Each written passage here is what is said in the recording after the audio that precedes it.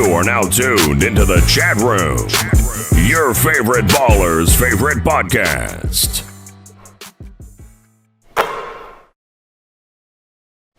All right, welcome back to the Chatroom Podcast. I am the Senator, and with me today I got Coach Francis. What's going on? Got Essay. Yo. And got Jermaine in the building. Good, what's good?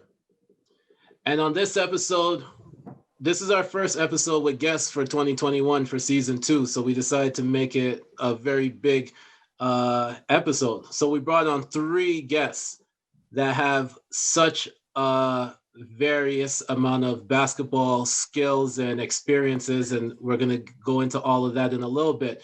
I'm going to let them introduce themselves, to let them tell you a little bit about themselves, and then we'll jump in from there. So whoever wants to go first, it's up to y'all. I'll go first. Kyle Johnson here. Been playing professionally abroad for 9 years. This would be my 10th season. And I'm Canadian. I'm also British. I play for the British national team as well. So that's a little bit about myself. Dope. Try my best not to bust out an accent. Alex Superman Johnson, born and raised in Toronto. Went to Cal State Bakersfield and North Carolina State. Been playing professional for 8 years now. Dope. Yeah, me, Ashton Smith, same thing, from Toronto, from Scarborough. You know, I grew up with these guys, you know, Mayor and all these guys, actually, you know what I mean? So, yeah, I've been playing pro for about 8 years now, I think. Just had a major ACL injury last year. So, recovering from that and just, you know what I mean? Want to say I apologize for that, because I was at that game. Oh, yeah, you were at that game. That's crazy. That's crazy. Yeah, you were. Yeah, bro. He didn't add, though, that he's back. He didn't add that part. He said he had a major injury, but he didn't add, I'm back. Like Mike. Not yet. He didn't put it on the gram already. He didn't put the legs. Put that 2 foot on there. I seen it, 2 foot. Seen it? There was a squeeze. It's a Timmy Duncan dunk. Generic. All right. So we can tell that this episode is going to be some fun. So let's just jump right into the first discussion.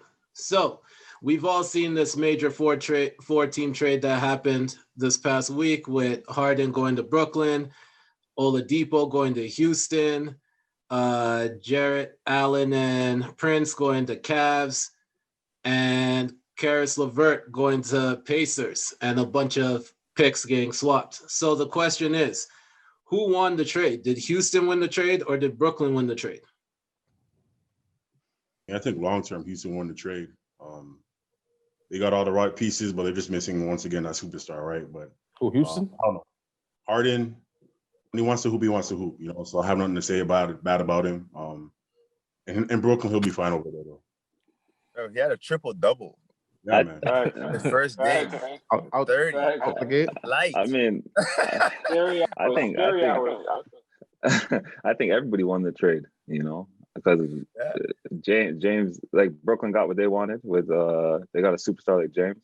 Houston got all the picks, but it's like, who's to say that one of those picks are going to be Harden, you know? Mm-hmm. And at the end of the day, Harden, when he's on the court and he's at his best, he is an MVP candidate. You know what I mean? If you don't have that, and he's not going to play hard for you, you have to make a move, you know? And he forced his way out, and I think Brooklyn's going to be good in the short term. Houston has a chance to be good in the long term. James obviously wasn't happy there, like, you know?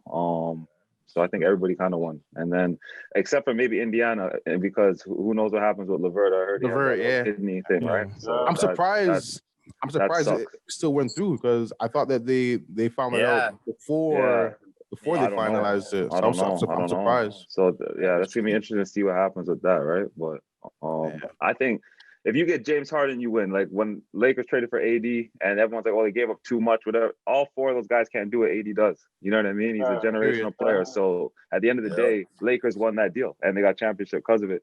Brooklyn, if they go to the finals, I'm sure they feel like they would have won that deal. That's the one thing I gotta say. Like, it just depends on what your definition of success is. So, like, for instance, AD coming over the Lakers, like, that wasn't a win for us until he got a ship. Know what I mean? Yeah, that wasn't a win for, like, you know what I mean. So, like, for Brooklyn, for them just getting to conference finals, I think that's a win for them. Yeah, I mean, I think that's a win for them. Like, even if they get the finals and lose, which I think they're gonna do, just the fact that they're able to get the finals and be relevant in New York, I think that's a win for them right now. And then next year, like, when they get back Dinwiddie, and then they add some more pieces to that team, I think their window is the next 2 to 3 years. Cause I don't think they can win this year. They're not deep enough. I don't think they're deep enough. I think losing LeVert, losing Allen, losing Dinwiddie because he's hurt, so like he's still losing for the year. Like losing those pieces. Mm-hmm. See, but my thing is, they add. Yeah, my thing is in the playoffs, it's all about like who has the best players on the floor. You know what I'm saying? And Kyrie, KD, and Harden can win. Each one of them can win you a series by themselves. You know what I'm saying? They can win you a series, and you have 3 of those guys on the team in the playoffs. I'm like, I don't know. Scoring the ball, their problem. That doesn't automatically equal success, though. That can also equal chaos. To respond, first of all, quick shot to Coach. Lakers' success started when they ended the 10-year drought. That was when success started. And then we got 17 championships, man. So we used to this. Over how many decades? But no matter, man. We used to the true loser. The true losers are the Houston strip clubs. They're the true losers in this whole show. Nobody wants to pay. Was paying rent and whipsaw daily. Oh my lord! So there's a bunch of strippers crying right now. So yeah, Harden's a little bitch. He's a little crybaby in Houston. This man, he just got Wall, and Wall's coming off of what, 2 years? Yeah. He just got Boogs. Boogs is also coming off of an injury, right? You keep claiming that you're so appreciative of the organization, you love the city, yet you go out like that, man. You get paid like $30-40 million, and that's how you go out like a little bitch. That's how I feel about it. Yo, bro, he declined 50 M's. That should have been. You should have known. That's a sign. Yeah, you should have known. You shouldn't have dragged on this line. You should have traded him a long time. I agree. It's a sign right there. Yep, that's fine. I agree. So this is what I'm gonna say. I'm gonna go back at some of the points made already, and I'm gonna throw in a quick question. So for Essay, the strippers are okay because John Wall is still in town. That's a fact. They're just probably more upset because they would have made double if both of them were in town. But now they're just back to the status quo, so they're okay. Yeah. My quick question for everybody right now is, because Kyle, you brought this up and said that Houston could have won in the long term because you don't know who they draft, right? Yeah. So this is a quick question for everyone. Who do you think will have a better team in 2027, seeing that people are just hoarding draft picks? Will it be Houston or will it be OKC? I mean, you're looking OKC, man. OKC, man. Yeah, OKC. SGA is nice, bro. If SGA stays nice, in 5 years. That's if he stays. That's if he stays. Exactly. That's a long time, man. That's a long time. I don't know. It's all about nobody knows what happens in that time frame. That's facts. Yeah. Is there another Zion that's going to be drafted or something like that? Like, we don't know. You know what I mean? So it all depends on that. What's out there? For you to bet on in the next 5 years that Houston is going to get another James Harden, is. That's tough. I don't know. But what I was gonna say was James. We only know what the media says. James could have went to them and said, "Look, I want to get traded." And then I'm not gonna sign in 2 years. And they said, "Okay, well, you have to play out your contract. All right, we're willing to. You signed it, play out your contract, whatever." So then he got to a point where he's like, "I'm gonna force their hand. I'm gonna go in the media and say what he said." I don't necessarily agree with it, but at the end of the day, in a couple of years when we look, but no one's gonna be talking about that. They're gonna be like, "Okay, well, like." If he wins, it worked. That's what it is. Yeah. So, I think looking at everything, I think his issue came with the organization like 2 years ago, like when they forced D'Antoni to fire like his whole coaching staff. Yeah. Change his whole coaching staff, And then after that, like your GM leaves, your coach leaves, so it's like you're on an island on your own. Exactly. You know what I mean? Like, so I think it started like 2 years ago, but I think what happened this year, what really got to him was like everybody's looking at the Lakers. Like the Lakers, they won it all last year. Plus, you can argue they had the best offseason. So everyone's kind of using them as their measuring stick. So when Houston played them and you got LeBron, like LeBron looks so comfortable right now, like it's scary. So when you look at all that stuff going on, you're like, yo, we can't compete with this. Right? So He wasn't trying to see LeBron right now. No, a lot of guys aren't trying to see the Lakers right now. But like James is in a position now, he there's no excuses no more because he had the superstars come in and it didn't work out. Now he's with KD and Kyrie. The two. I like it though. So there's no excuses. So he has to, like, none. This is it, you know. Hey, they pretty much back with the OKC team. Yeah. Green, KD. Basically, yeah. My question is, are they going to? I wish they never broke up. Now? To be honest, they got shooting. They got everything you need. Minus they don't have an inside presence. So like, if you're relying KD's on 7 foot. Yeah, okay, so you put KD at the 4. Yeah, no, but KD ain't guarding AD. That's asking a whole lot for him to be guarding. Nobody's guarding AD. Really? They still have an option though, right? They still have an option, and on top of that, the one thing they're also missing is a second basketball because I don't know who's gonna more usage, yo, Kyrie or Harden. They're both ball dominant. Yo, yeah. It takes turns. First half Kyrie, second half James. It takes turns.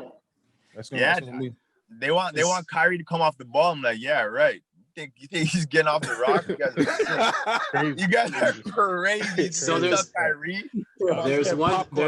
There's one thing that I definitely wanted to see was once that news came out of Karis LeVert being injured, if the whole trade just fell through from there, I would have loved to see the reaction of Harden having to walk back into the Houston arena and have to see Boogie. Like that was like my first thing I thought of when that came out. To stay home. But they already told him not to come to practice. From when he said that interview, they said, I was like in my head, I'm like, oh, the trade in the next couple of days. That happened the next day. So let's talk about Brooklyn. So I was watching ESPN and they were saying, first of all, this week has been wild with ESPN takes around Brooklyn. One was Stephen A saying Kyrie should retire because he doesn't care about basketball. The other one was that if Kyrie does return, that Harden should come off the bench instead of starting.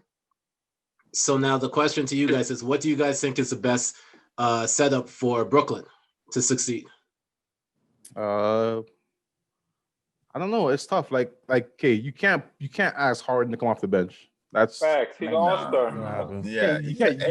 None of those guys are coming off the bench. Nah, none of them. Nah, you don't. You know what you do? You put James at the 1 because he just had 14 assists and he led the league in assists previously. Kyrie wants to get bucks. Put him on the wing. You know what I mean? Let James run. You guys saw last night he was actually running the offense. He wasn't going crazy. You know what I'm saying? He was like. He was hooping, you know what I'm saying? Like, put him at the 1, let Kyrie play the 2, let him, you know what I mean, do his thing. That's all he really wants. And KD's KD, you know what I mean? And then Kyrie's gonna play the 2? No, the one and two are interchangeable. The 1 and 2 they're interchangeable. So it's whoever gets the rock, you go with it. Look how many teams are playing with 2 guards right now, 2 point guards, really. You know what I'm saying? So you might as well. It's the same thing. Yeah, there's that, and then also when those guys are taking a break, there's no technical like 6-man. Like LeVert would be the 6-man. You keep Harden on the floor now with the second unit, or you keep Kyrie on the floor with the second unit. You know what I mean? Like you don't have to whatever in the fourth quarter. I feel like you go with whoever's hot. You know. I think their best lineup is going to be. I think their best lineup is going to be Kyrie at the 1, Harden at the 2. Going to put Joe Harris at the 3. Yeah. KD at the 4, and put DeAndre at the 5. I think that's the best lineup, but. How Joe Harris is a liability on defense because he's gonna get torched, and then DeAndre playing the 5, he helps with the rim and stuff, but I don't know. It's tough. They're just gonna have to outscore everybody, man. Yep, that's it. Their thing is offense. That's gonna be. We're gonna have 200-point games, man. They have And to to be try. honest, the NBA is changing where it's not the traditional big. Oh, yeah. They'll put Jeff Green at the 5 You could. and have them play it out like that. You could put Yo, Jeffrey if at the 5. PJ Tucker can do it, Right. Yeah, but anything's PJ Tucker's, I guess, but PJ Tucker, like his center of gravity, like he's like 6'5", but he's like a big he's big, man. So like, you know what I mean? So like you could put him on the block and force guys to score over top of him. Yeah. You can do that, but like with Jeff Green, like he's what 6'7", 6'8", And athletic. He's athletic. He's super athletic, but You can move that dude around, man. You can move him around. like you put him on AD on the block, you put him on even Marc Gasol, who's slow as hell. Marc Gasol is going to get to his spot. Like Ashton said, there's nobody in the league that can guard AD. Yeah. There's nobody. Doesn't matter. Send a double, try, whatever. Try something, but like really. They were throwing the double at KD and Harden yesterday. Yeah, then when Kyrie's there, then what are you gonna do? You can't double everybody, Can't bro. double So it's everybody. like, they're gonna guard each other, man. They're gonna fight for the ball. Oh, my That's what's Lord. gonna nah, I don't think so, man. I don't think so. I don't think so. You see how much weight James lost in one day? He's focused Bro. already, bro. This guy had the fat suit on. Nah. He had the freaking fat suit on. He went from convinced, Professor yo. Clump to like Yeah, bro. Yo, Bro. this guy's locked in, bro. He wants to win. What year is it for What? James? What year is it for him now? What year is it? His 12th? Something like that. I don't even know. It's time, yo. He's ready to win, bro. He's like, man, whatever. Well, what we can say is James Harden went to Brooklyn to support New York's economy. Jermaine, you're up. entertainment industry. All right. Hey, before we start, we got Ashton join us. Ashton Khan join us. What's up, bro? What's up? Appreciate you, man. What's going on? It's good. Hey, Con, what's goody? What's up, man? Light skin time, huh? Light skin time. All right, so fellas, I got a question. You're pulling up to the gym, and you need a squad. Based on the players you played with, who would your 5 be? And be honest. You can include yourself in the 5. You gotta include yourself. We going to Chicago to who? We going to the East End to who? Where we going? We going to the East. My 5, I'm going with. Question. I'm going with the Ducks. I'm going with me, Shamar Sutherland, Junior Cadogan, Marlo Davis, and Dwayne Smith. That's my 5 I'm rocking with. That's a good fight. We're going East versus West. You know me, I'm going with the Dogs right now. I gotta go with the Dogs. It could be any 5. It could be any 5. Like anybody you play with. So pros, overseas. It could be college guys. Played a lot of players. That's tough. Yeah, I know. I want to name players would know. I'm definitely going with Big Mo and Corey off rip. Okay. That's just chemistry right there. So I'm definitely going with Big Mo and Corey. And then I'll probably go with I'm going with Kevin Pangos. I like Kevin Pangos. Yeah, I like Kevin Pangos. And I'll take Tristan. So I'm just. That's a tough 5. It's my era. That's my guy. That's a tough 5. That's a tough one. You guys win. That's a tough 5.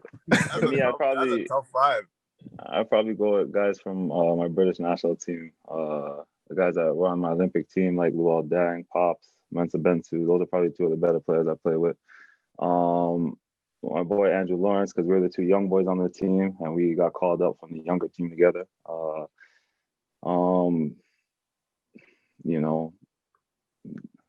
But yeah, it'd be guys from that squad. Justin. That's probably 4. You said who? Justin Robinson. I like Justin. Justin's really good. He's tough. Or my guy Gilchrist. Gilchrist played on your Olympic. Rob's my guy too. They're all but the thing is, I've played with these guys for years, man. Miles Hesson, Rob Gilchrist, Justin Robinson, Matt Bryan, like all those guys, man. It's hard to pick guys. And then it's like I go to London and play with a guy like Royce White. This guy's unbelievable. Like, he's one of the better players I play with as well. Royce is definitely on my list. Royce. That's nice, bro. Holy shit. But the best player I ever played with is probably Luol Deng, bro. That guy's from a professional top to bottom, man. Shows like helps the young guys. The guys, first in the gym, last to leave. Like he's a bucket, man. Automatic 25 points in Europe easily, and in the NBA when he was in his prime and stuff, he was good, man.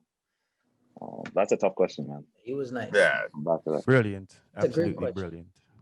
I don't even know. I'm gonna take Royce because Royce is dumb nice, bro. He's just, he's Royce. You know what I mean? You gotta love it.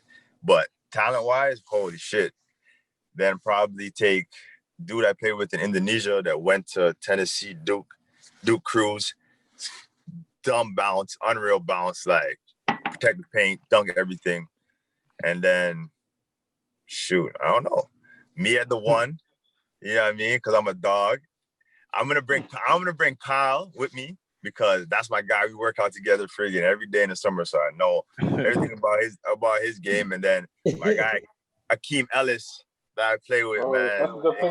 AKW, man. That's my guy. You know what I'm saying? So yeah, that five, rocking. That's a good fight. I just want to let you guys know that Jermaine was waiting to hear his name, and then nobody chose him. So I see how y'all are. So don't do that. If we're going to gold hockey, Mayor, you already know you're on my run. First man. Get it, bro. Shit. All right, yo. So question. For the guests on the podcast, like, take us through your journey, man. Like, what got y'all playing ball? What sparked that interest? Like, how did that all start for y'all? For me, it was just growing up in the area I grew up in. There was a rec center nearby. Kind of started basketball late, really. It wasn't even like something on my radar, but just playing outside in the. I grew up Morningside and Lawrence, like tip of Scarborough. So, just playing with my brother outside. Some of you guys might know my brother Jerome. And then when I started taking it serious, it's only because I met like Corey and Mo. Their parents were invested in basketball. My parents weren't really paying attention to basketball like that. But when I met those two, I just seen how fun it could be and how competitive it could really be. And I started playing with them in the 8th grade on the Scarborough Blues. And that's kind of where I started like slowly falling in love with it. And then opportunities were presenting itself as time progressed.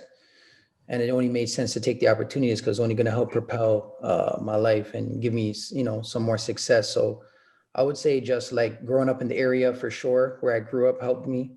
And then meeting certain friends along the way that already had a passion for it before me and had parents that were invested in bringing them to the gym. And you could see the work ethic that they were putting in, and that kind of fueled me. Ultimately led me to go to the US for high school, which kind of really put a fuel in me. Cause then I was, when you're in high school, like I'm sure all these guys were dominating their years, right? We're all around the same age, but we're separated by like a year or two. So like I'm born 1991. So like when I was in high school, for my age group, I was dominating.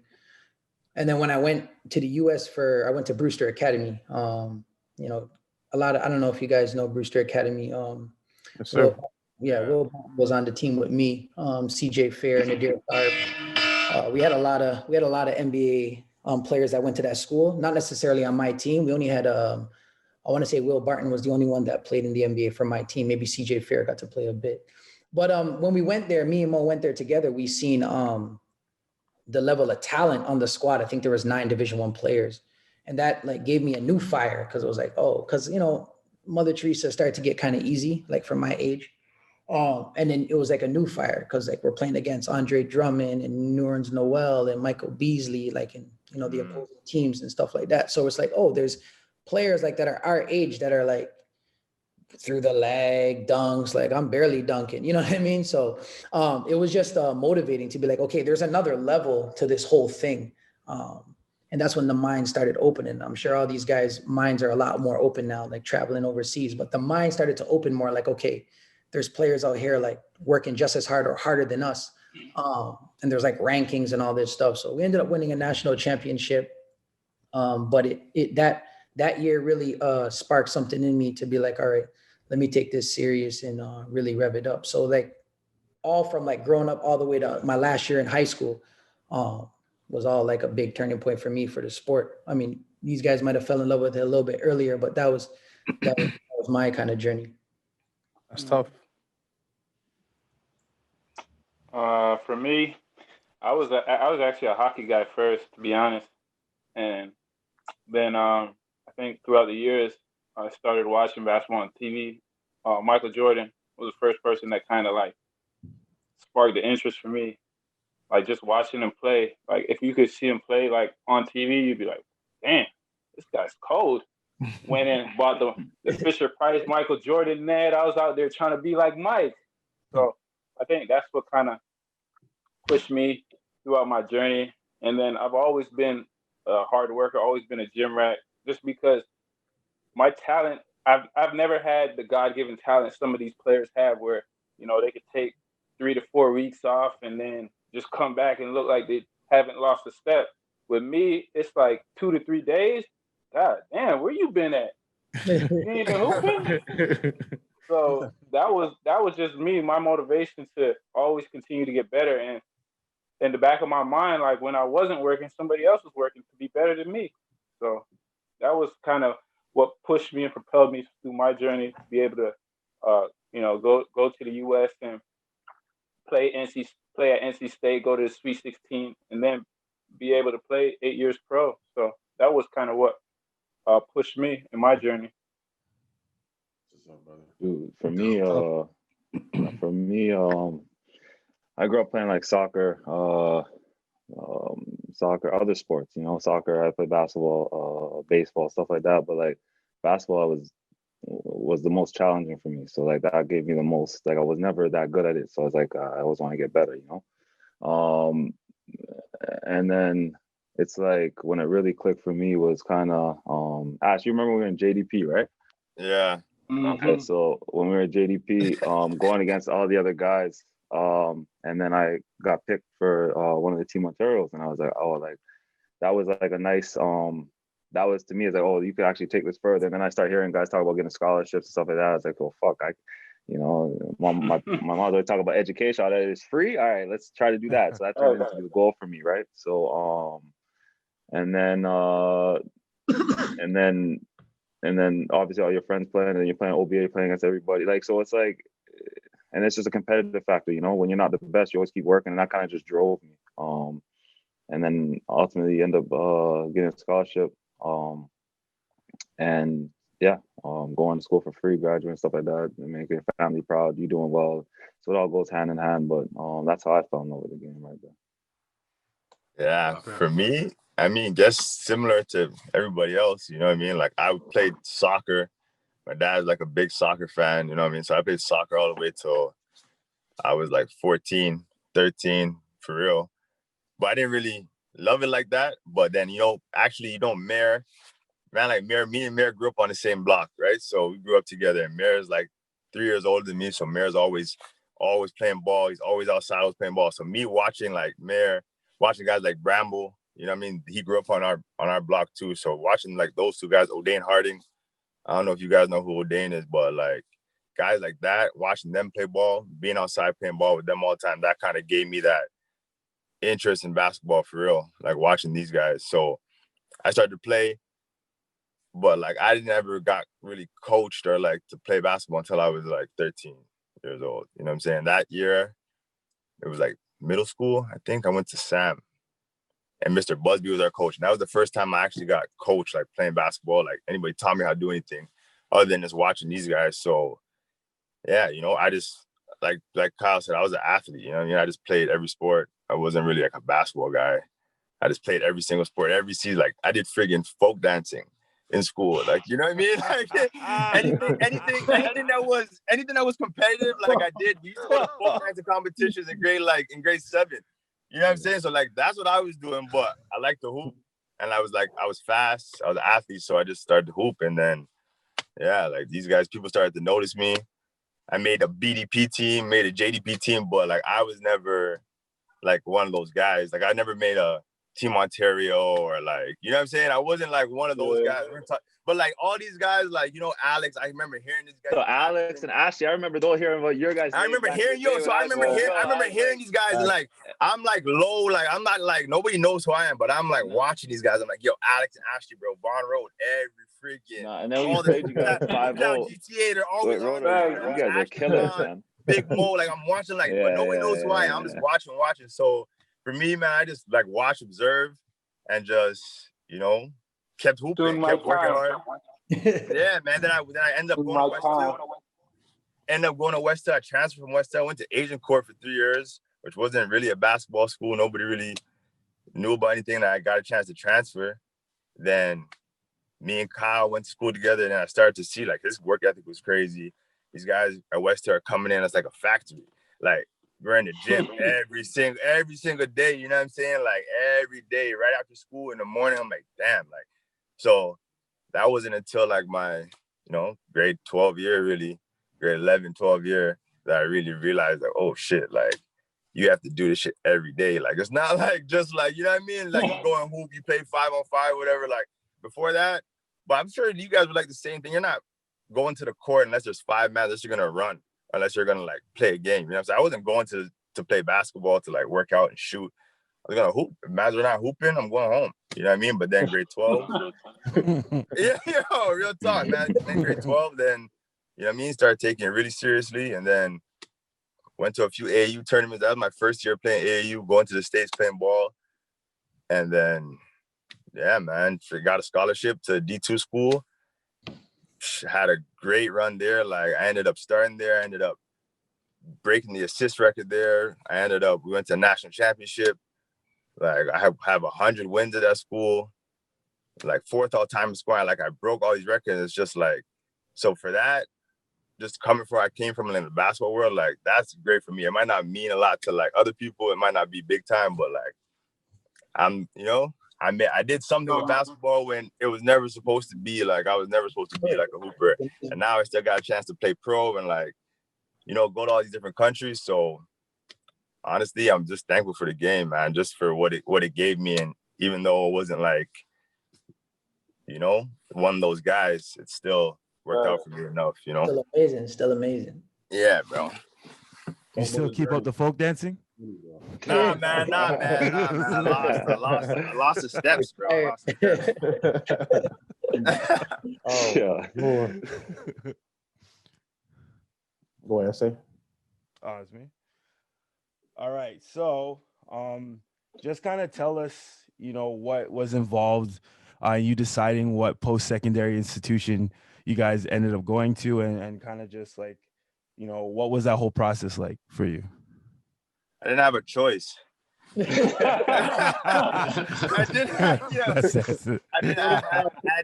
the CIS schools, you know what I mean? Like the CIS schools were like, but back then it was like, nah, I'm not, you crazy? Like, nah, I'm not. I mean, that was the thing. Like, you're not gonna stay home and play, you know what I mean? So like, I had one school, one offer, you know what I mean? Mm-hmm. And I went there. Shit. So necessity. I think mine was kind of stressful too, just because like I didn't really have much either until like late. Like I had all the Canadian schools. I had the Carleton, Ottawa, Queens. I remember I went up to Carleton for a visit. Smacked them guys up there. I can't come here. Do you have a basketball up there? I was like, nah, man, I'm not coming here. And then I remember I hit up Coach Rowe. I was like, yo, Coach Rowe, man, I need a school, bro. He's like, all right, we got Northridge or we got Cal State Bakersfield. And I was like, so I went on the visit to Cal State Bakersfield, and the shit was love. Oh yeah, I'm coming here. So I ended up signing there, and then after I did 3 years there. I tore my ACL my junior year, and then I was like, call Coach Rowe again. I'm like, yo, I need to play in the NCAA tournament. I see Mike, I see Corey. I need to get on the TV, man. What's up? And then like all the schools, like I had Butler, I had Utah State, I had Sacramento State, North Carolina State, Florida State. I'm like, damn, where were all you guys when I was in high school? Right? So that was my journey though. I remember I signed late. I signed like August 1st. Everybody's already at school. I'm just sitting at home like, damn. I signed late too, bro. I'm not gonna lie. For me, I had some problems with the clearinghouse because we moved and like my SAT scores are registered on one address and my transcripts were under another. So there's something with the clearinghouse. Long story short, but I didn't have big offers at all. I was always like a late bloomer. You know what I mean? So things started to pick up a bit late. But anyways, so I remember I was at a tournament in Vegas, and I knew Long Island University was interested in me. And I'd been there before because my older cousin's like a bigger brother than me, ran track there, you know, he's from Toronto as well. And he went out there, ran track. So I've been to the campus and stuff, and they were really interested in me. And I had a lot of family in New York. So it made kind of sense. And then another thing was Tyrone Madison was there. And like when he called me and explained the situation to me, I was like, oh, fuck, all right, it makes sense. So anyways, I went there and I'm happy I did it. I always wish I went to a bigger school, but my experience there, being able to play the NCAA tournament, set some records and stuff like that. There was a little Canadian pipeline, and then also being able to start all 4 years was like, it worked out. You know what I mean? So that was my thing, but I was kind of under recruited. I always felt like I was under recruited. It was like I was like a year late, you know, like it's like, oh, this guy if he had another year, we take him, you know, because that's because your birthday because your birthday's on December 31st. Nah, not even. Well, there's that, but it's like the amount of time I used to hear because I'd be with doctors and them and coach would be like, oh, we're done a recruiting class. Fuck, man, if it was another year, you know, or whatever. And I remember sitting there. I used to email every school when I had spares and stuff. I'm emailing all coaches, man. Like, check me out, blah blah blah. Like I remember that. Not sleep, man. You know what I mean? I used to get a call from a coach during class. I leave class, go to doctors, but yo, talk to this coach. You know what I mean? Like, yo, I'm honest. Like I was like, yo, I'm getting a fucking scholarship. I don't care. You know, like I was playing around. Like I'm a little crazy like that. I was like, I felt like I was good, and I go to these tournaments. I get tournament all-star. I get this, but like it's like okay. I remember I was at the Nike Global Challenge, and like, all right. So I'm playing against all the top 40 guys in America and all that, but come to find out, all these guys are a year younger. So I get tournament all-stars. Like, okay, yeah, I'm with Kemba, Amon Shumpert, Greg Monroe. There's a guy, Jeremy Tyler, and there was Samardo Samuels. And it's like all these guys are a year younger than me, but like I'm like whatever. So it's like I'm always a year late, you know. And I'm like shit. So anyways, I ended up going to LIU. It was you know, I'm happy I did it. And no regrets on that front. Yeah, for me, it was like, it was kind of a unique situation for me because I was getting recruited by like a bunch of schools, you know, just being at Brewster and just like, you know, we would have a bunch of high D1s.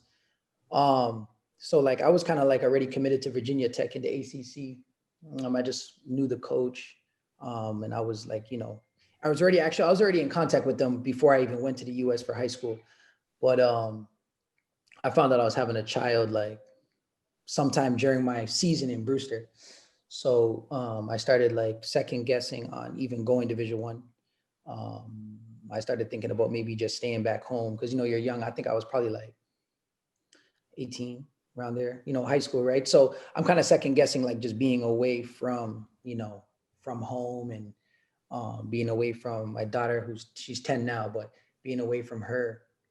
So I actually even took a visit to York University with one of the coaches that I knew. So my father, so I was getting recruited by like schools like VCU, VTech, Nebraska, Colorado. Who else? Big time. Yeah, no. I had a few big times. I did have a few, but like it was like we went to Brewster and everyone on my team I was the only person to sign to because I ended up signing to like a lower D1. Everybody on my team signed a big D1, Syracuse, Oklahoma, Memphis, Minnesota, Kansas. Rutgers, like everybody signed Big 12, ACC, SEC, all that stuff. I was the only person to sign to like, you know, a small D1 just in Canisius, which is in Buffalo, New York. But I almost was going to stay in like a CIS, but then my father was like, yo, the free education, kind of like what Kyle was talking about, just the free education, get the free education. So I called my head coach. I said, listen, like I'm having this child, like I know all these schools are recruiting me, but like none of them are close by. And, you know, funny story, like I heard that Dwayne Wade brought his kid to Marquette. That's what I heard.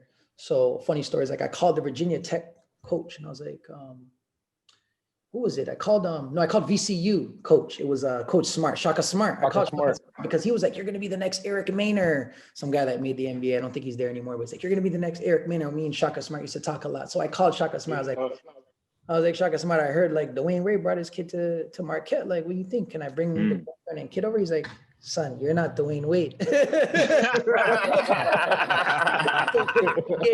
gave me the reality check. So he's like, I'm done. So he was like, no, you can commit. We want you, but like, you can't bring like, you know, a girlfriend and a kid. Like, we need you focused, blah, blah, blah. Like, you know. So I was like, all right, Shaka, like I'll hit you up in the future or whatever, but I don't think it's going to work out. But I ended up going to Canisius. Long story short, my dad convinced me to stay. He was upset though. VCU made it to the Final Four that year, my freshman year. So he didn't talk to me a few days, but he got over it. It's all good. Canisius was a blessing, man. I met my wife there too. I met my wife there, and certain things that happened in my basketball journey, going to Canisius, and then I went to some other schools after that. I was able to change my life in 2012. So, you know, I always, you know, you can always think about like the what ifs if I signed to a big D1, like some of my friends did. Yeah. But if I wouldn't change it because it's more important for me to have the character I have today and the changes that I made. That's more important to me because, you know, I'm not trying to get off topic, but I feel life starts after our time on earth. That's what I believe, you know, heaven or hell. That's what I believe. So because I made those changes through my college career, I believe that was a separating factor for me on where I'm going to be once my time on this earth passes. And I was essentially able to get saved in 2012. So I think it was the most amazing thing that God did, because I'm thinking like, oh man, I could have went to these big time schools and now my friends are going NBA. And I'm like, nah, I'm saved. I got the ultimate prize. I got the ultimate reward that, you know, trumps the Larry O'Brien trophy. So I'm forever grateful that God did that for me. And I didn't see it when I was younger, right? I'm just making mistakes, having babies young. But then when I get older, I'm 29 now, I see it. I'm like, wow, God really looked out for me, because I could have went down this, you know, like Kyle said, big time D1 and, you know, doing all these other things. And then your mind just gets so focused on that and you kind of lose your, you know, so I got humbled and like, it really helped me. So, and now God put me back in a place where, you know, I could be successful financially like I thought I would have been. It came a little later in my career, but it all works out, man. And God works That's in tough, the man. Yeah. That's tough. That's tough. Big. That's That's big. That's what's up, bro. Respect for that, for sure. So I got another question for y'all. So all of you guys were kind of individually kind of a part of the whole startup of the fandom in Toronto, like the high school games, like Hoop Town, GTA, like all that fandom in Toronto, like, you know what I mean? Yeah, you guys are all kind of part of that. So what's some of the moments that kind of stuck out to you guys playing high school ball or like being a part of that in Toronto? It's just so many games, man. Like we used to play so many games, and this, like, I go back to saying, you have so many opportunities. Like you have like the JDP, BDP, whatever, but you have OBA as well. You get to play with your friends and go against other guys in the city and stuff like that, or around Ontario when you get to provincials and stuff and see where you rank. And there's just so many games, you know. Yeah. And all-star games, all type of stuff. And now I don't know how it goes now. Everyone goes prep school kind of now, or the younger generation and stuff like that. But like, man, I remember we play one game at after, say, like Friday, we play at like 3, and then we'd have the tournament. I don't know whether it's empty tournament or one of these other tournaments at like 7, 8, you know. And it's like, how are you playing 2 games, you know, same night? Or AAU tournaments, obviously it's probably the same AAU, but you're playing how many games in one day? You're traveling. It's just so many games, man. That's what I would say is the most memorable for me with growing up playing basketball in the city and stuff like that. Yeah, I remember just Hoop Town, trying to get your name on the 25 plus point club like every game. You know what I'm saying? Checking the newspaper to see if your name was in the newspaper after every game. Then seeing all these guys in the newspaper all the time. Then you start to like see like who's consistently in the newspaper, who's always on Hoop Town GTA, and just like trying to keep up. And then like big time tournaments like the Jarvis tournament. You know what I mean? Like you go downtown and it's like it's just lit. You know what I'm saying? Like it's lit, big time players. And just like gyms used to be packed too and stuff. Packed, good times, man. Like good times. Good times. Good times. I think one of the best tournaments like in high school is probably the Humber College. Yeah. That's like one of the best. That's a big one. I remember we went to 4 overtimes with Eastern. That was a tough game. Yeah. You guys have a lot. You probably have a lot of stories you like for high school ball, because you guys were like. Yeah, we were dominating for high school. I think we won the TDSB like. Yeah, you guys were like all your whole high school career. You guys have been like. Yeah, we lost. Been that, yeah. Option to Eastern. We lost into Eastern at the buzzer. I think we're down 2. I took a 3 and missed it. We lost at the buzzer. Yeah. Okay, Eastern high school is rare when they lost, man. We took them all one year, but it's rare when they lost. We took them all still, but. You playing them, you like, damn, playing we took them out. We took them out the one year. I remember Javal went crazy that game, but he went insane. But them guys, I used to play OVA. I used to play up with a lot of those guys, Larry Webb and those guys. So like, I see Webb and them. They never used to lose. Yeah. These guys, they got me nice, man. They got me nice. You know what's crazy? We went to Oakland and shit, but they got me nice. I have the game tape from when we played y'all in the States, Toronto 5-0. You remember that game? Yes. You have the game tape from that? Yeah. You know what? Was it in Buffalo or where was it? Yeah. Okay, yeah. That's what I thought. Yeah. But I remember because you know what's funny what I remember for that tourney is fucking Johnny Flynn and Paul Harris were going crazy. But I remember. The man Johnny Flynn is so disrespectful. When we were playing them, he shows up at like almost end of second quarter, like, I'm gonna just kill. Listen. When you were with 5-0, we played you guys. You probably don't remember, but you played with Steph Curry's son, right? I mean, it's not Steph Curry's son. Steph Curry, right? Del Curry's son. Yeah. I remember he pulled up to the gym late and went crazy on us one game, and I was like, "My God, this kid's just shooting from anywhere, bro!" Like, he showed up like halftime, went crazy. But we were like grade 8 or something. I can't remember. But crazy. I remember that. Good times. So quickly, before we end off, we just wanted to give you guys the opportunity to give any advice to young hoopers that are coming up. Like, what advice do you have for them to either perfect their game or take basketball more seriously? I would tell young hoopers, man, basketball is a tool, and you got to use the tool to your advantage. And while you're in position, it's not that you're better than anyone or anything like that, but you're in a position for people to might be a little more slightly want to do things for you or help you out a little bit more because, you're a Division I athlete or you're pro. But in order to get there, like you got to try to separate yourself, I have like an online business now that I run, and I use this analogy. I'll share it, then I'll let these guys go. I share it with my student athletes. It's small choices, compound of small choices that are going to help you separate. It's not about hitting a grand slam in one day, right? So I always ask my students, like, would you rather me give you $1 million on January 1st, or would you rather me give you a penny? And that penny is going to double every day for 30 days. So on January 2nd, you'll have 2 cents. January 3rd, you'll have 4 cents. By the end of the first week, you're only going to have 64 cents. And it's hard for the kids to see that, like, 64 cents after a week. Like, they can't see the end, right? They just want it now. I want that million today. I want it on January 1st. But that penny doubled every day. If you invest your time and make small, good choices, it's going to equal up to a great result. So that penny doubled every day for 30 days is 5.3 million, right? So that's why I try to share to them. I mean, it goes for us too, right? Because, we're in the era, like everybody wants it now.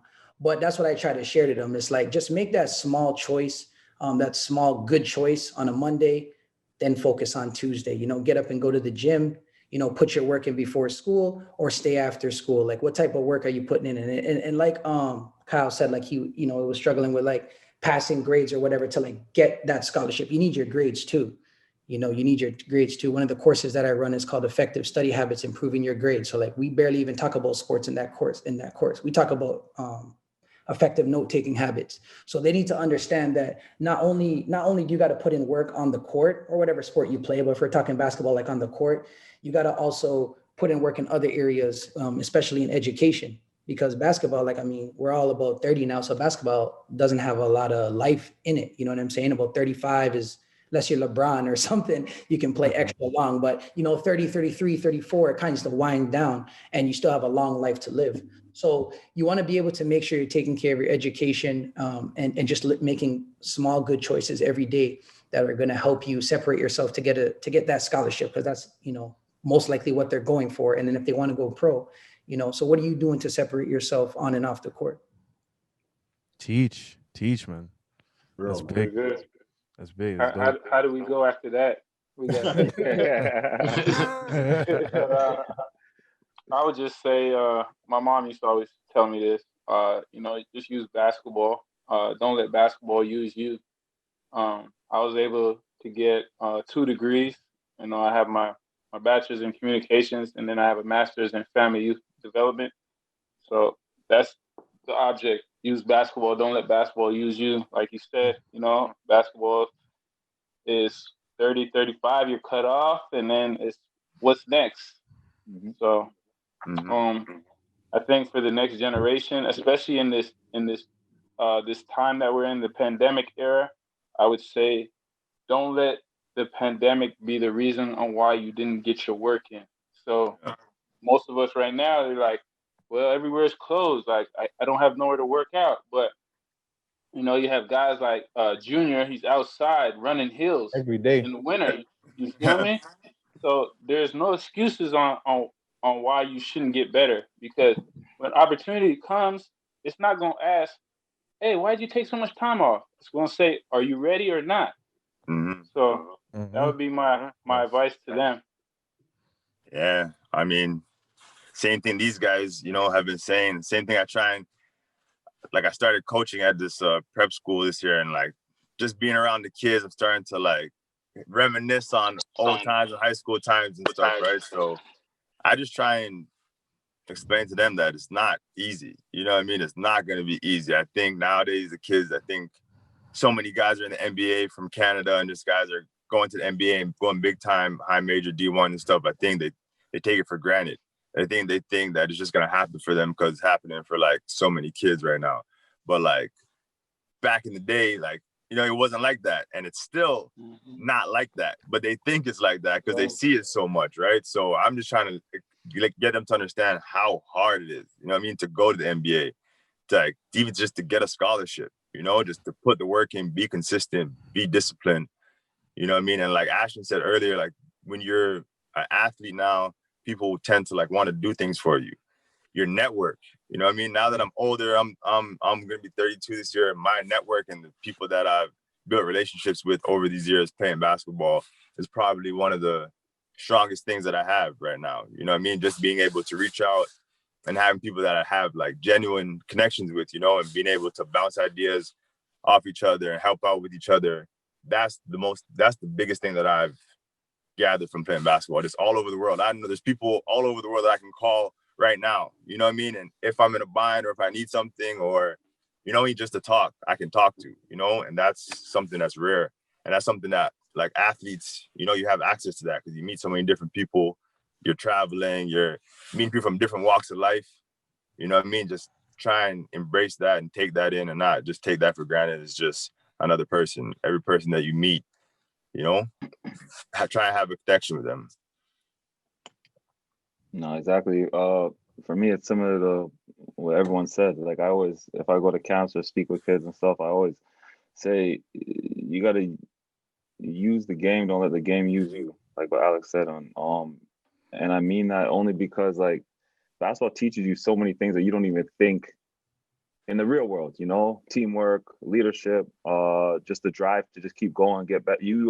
If you can, what I tell kids, you apply that to the real world, you're going to be okay, you know, because at the end of the day, you know, you just have to think of what basketball does for you and how you can apply it to the real world in any way, shape, or form. So that's what I always say. Use the game to let the game use you. And you know, usually kids don't understand because they're in the moment, you know. And I always say, like, ask questions, you know, ask questions to people. Ask questions. Never be afraid to ask questions because it's never a bad question. And you know, later on in life, like if I have to call on somebody, I'm not afraid to call on somebody and pick their brain on something. You know, I do it now all the time.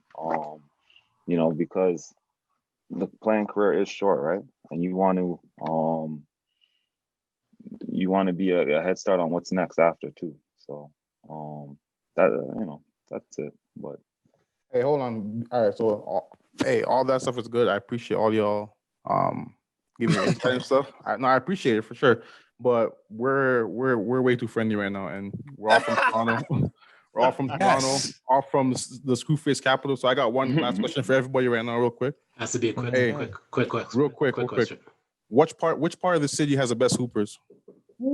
East. Easy. Let's stay Yeah, one West guy here, all East guys. Like I'm an East guy, but the West does have a lot of good hoopers, man. Nah, the West is honestly, the West has some dogs. I won't even lie to you. Have some crazy. You feel me? Yeah. You like cats. We ain't got all the pretty. Y'all are the pretty boys. Y'all are the East. Y'all pretty boys. Y'all doing. We like Junior. We in the grind right now. Yo. The man, if you want full beard, then this is what you got to do. Yo, chill out, bro. I'm just trying to educate, man. I'm just trying to educate, trying to help. You know what I mean? You know what I'm saying? Like, people ask me questions, bro. You know, I'm trying to help. Look at y'all. All the East guys right now. Y'all got a nice little lineup. I got no line. I wish I had Grizzly. I'm Grizzly. I wish I had I'm on the Grizzly right now. You're taking personal shots at me, dog. Coming at me, bro. I'm just practicing, bro. I cut my own hair, bro. Ask Mary. Me and Mary used to cut each other's hair. Like, back. Yeah, bro. We used to practice on each other. So that's why that's why I cut my own hair, bro. All the East End guys know how to cut hair. Cause you gotta stay fresh, bro. You have to you'll get roasted. See what I'm talking about? Y'all That's just true, added to that's my true. point of being You can't pretty be on boys. road like man don't get action, bro. You know, East End mans love, you know how they are. That's the downfall of every East End hooper. Girls. You know, girls. Ash is spinning facts, bro. It's a fact, bro. All right, so we reach a part of the podcast where we get the opportunity to promote our social media and anything else that we might possibly be working on. So we'll start with the guests. We'll start with Ashton Khan. Yeah, I have a website actually. So what can I put it in the chat or just like say it out loud? Or You can say it, yeah, say it. And we'll include it on the video and stuff when it's posted. Cool. So it's called lifecoachakhan.com. So Akhan, AKHAN.com. And it's just it's a student athlete based website where you not only learn about I know you guys see like the basketball stuff in here or whatever, but you not only learn about you don't only learn about basketball skills or like fitness. There's life skill courses that are involved on the website. So how to become a successful student athlete. And it doesn't mean only for athletes that want to get a scholarship. Like in the second week of that course, we talk about how to fill out a successful student application student application to apply to a college or a university. Learning to overcome your fears and be confident in yourself. And again, you don't have to be a student athlete. I had a girl in that class this week that struggling with presentations. and has anxiety when she stands in front of her class to present. So just life skill courses like that. Wealthy Mindset, Dream Big is another life skills course. So that website, I think, will really help a lot of students. It's already, all the courses are already proven. About 600 student athletes already taken them or are in them right now. So it's kind of like a mini school that I'm running. So I think tough.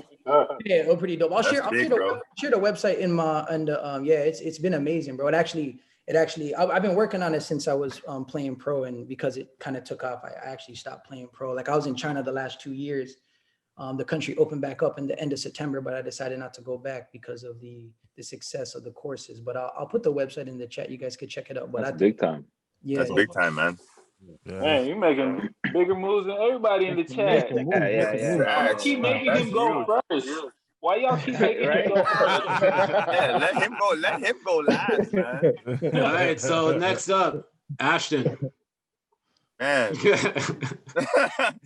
Nah, man, I'm just, Ash Smith 10, you want to follow me on the gram? I don't have a blue check like Alex, Johnson, and so, these guys, you know what I'm saying? Like, I don't have a blue check, but I'm on the gram, man. I recently, got into some coaching and training, player development stuff. So I'm doing that, rehabbing my ACL, thinking about, doing a victory lap, doing one more year, going to hoop again, so I'm just here.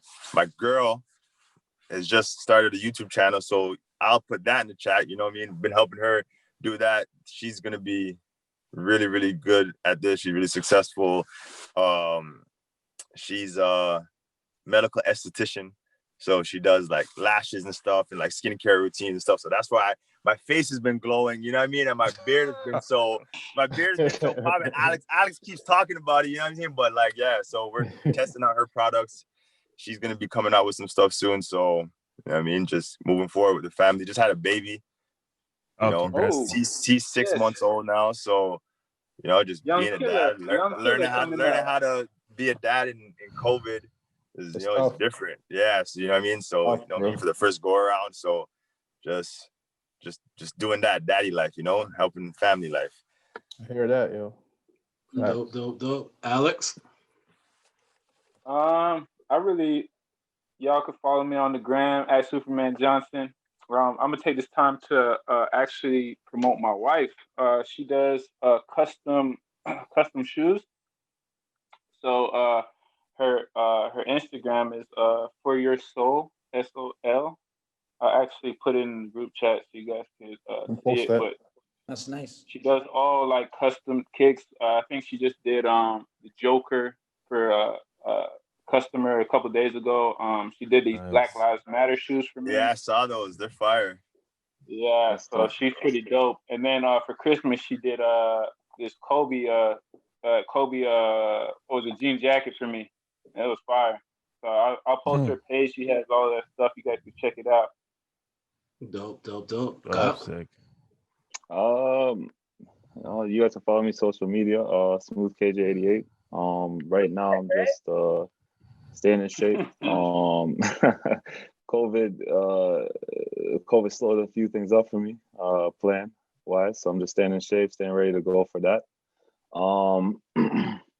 And everyone's promoting something. I'm gonna promote my boys, Brian Humble Highs, as you see me rocking the hat. Yeah, Humble Highs sweatshirt.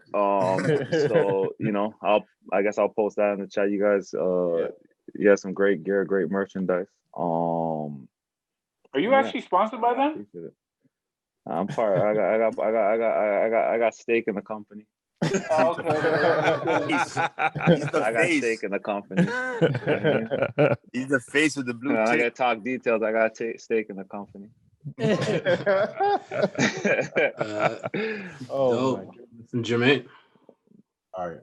Instagram handle is Mayor Creed, MAIRCREED, and I'm a personal trainer. And I'm also got a program that I'm working on, a mental health program for youth and adults. Still in the works right now. Big time. That's big time. Big. Dope. Coach. What's going on? Hey, you can follow me on @realdeal_Francis. And in regards to what's working on, it's nothing really right now. I mean, COVID shut down the whole, like all the school stuff. Like we're not fortunate like the US, where the US gets to play their games and stuff. College over here in Canada, everything's shut down, man. So we can't right now we can't even get in the gym right now, so it's like it's tough. But That's sure, crazy. waiting. That's it, man. That's it. You know what it is? Personal IG is Pro Chatterbox, and then at my podcast, Talks with the Chatterbox, we've been a bit on a hiatus because I got this new gig where we're kind of on the front lines in the fight for COVID. But we're gonna try to do some like mini episodes, like a mini series, coming up soon. Hopefully, either this week or we already dropped it the week before this drops. So for now, you can keep updated on Instagram at Chatter Talks or on the website chattertalks.tv. Dope. And as far for me, you can follow me on Instagram at The Senator. Don't forget to check out the Not So Soft podcast. Comes out every Friday with myself, Nino Rockwell, Kino the Great. Also, don't forget to check out my Twitch page, twitch.tv/SLENT_The Senator. I go live just spinning hip hop, dancehall, R&B, soca every Thursday from 5 to 7 Mountain Time, 7 to 9 Eastern Time, and Sundays. I'm actually doing it right after we get off of this. So I'm letting this video convert and then just gonna go stream again. To the fire. Don't forget to check out the Chatroom Podcast Instagram page at the.chatroompod. And if you have any takes or if you have any ideas of what we should be talking about, don't forget to send it to our email, thechatroompod@gmail.com. Don't forget to like, rate, subscribe, and share the Chatroom Podcast.